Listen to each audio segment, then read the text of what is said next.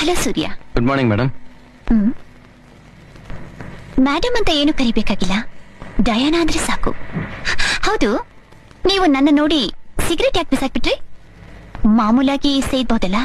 I am sorry madam, customs ಅಲ್ಲಿ ಒಂದು ಚಿಕ್ಕ ಪ್ರಾಬ್ಲಮ್ ಇದೆ.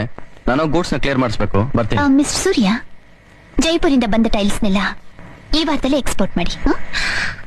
ನೀವು ಸುಂದರವಾಗಿದ್ದೀರಾ, ನನ್ನ ತುಂಬಾ ಡಿಸ್ಟರ್ಬ್ ಮಾಡ್ತಿದ್ದೀರಾ.